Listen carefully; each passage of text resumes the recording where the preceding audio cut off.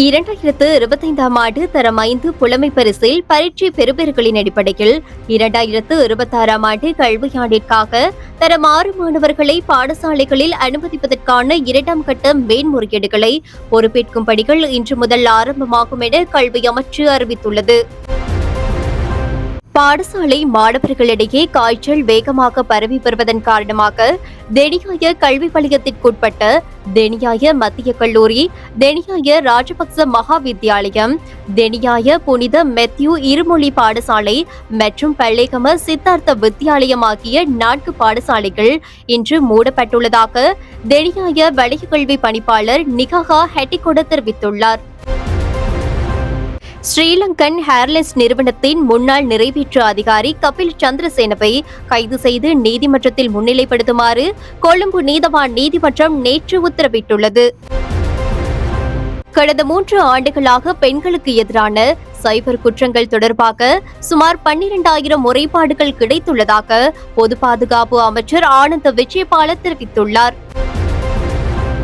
இன்று முதல் ரைஸ் மற்றும் பிரியாணி ஆகிய உணவு வகைகளின் விலைகளை 25 ரூபாவினால் அதிகரிக்க தீர்மானித்துள்ளதாக சிற்றுண்டிச்சாலை உரிமையாளர்கள் சங்கம் தெரிவித்துள்ளது. சிரிகுரல் உதவி மென்பொருளுக்கான செயற்கை நுண்ணறிவு இச்சைப்படுத்தல்களை வழங்குவதில் ஏற்பட்ட தாமதம் காரணமாக பங்குதாரர்களால் தொடரப்பட்ட வழக்கிற்கு 250 மில்லியன் அமெரிக்க டாலர்களை நஷ்டஈடாக வழங்க ஆப்பிள் நிறுவனம் ஒப்புக்கொண்டுள்ளது. வாடகை அல்லது குத்தகை அடிப்படையில் பெறப்படும் வீடுகள் மற்றும் கட்டிடங்களில் இடம்பெறும் மோசடி மற்றும் குற்றச்செயல்களை தடுப்பதற்காக சொத்தின் உரிமையாளர்கள் விழிப்புணர்வுடனும் பொறுப்புடனும் செயல்பட வேண்டியது அவசியம் என போலீஸ் ஊடக பிரிவு சுட்டிக்காட்டியுள்ளது.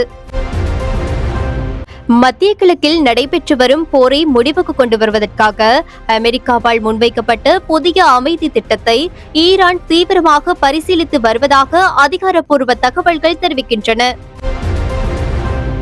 மட்டக்களப்பு பாவியில் அடையாளம் தெரியாத 2 ஆண்களின் சடலங்கள் நேற்று மாலை மீட்கப்பட்டுள்ளதாக மட்டக்களப்பு தலைமையக போலீசார் தெரிவித்துள்ளனர்.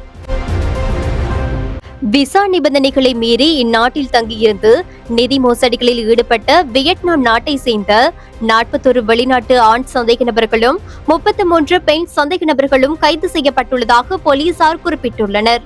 உறுதிப்படுத்தப்பட்ட உண்மை செய்திகளை உடனுக்குடன் தெரிந்து கொள்ள ஆயுள் மீடியாவை ஃபாலோ செய்யுங்கள்.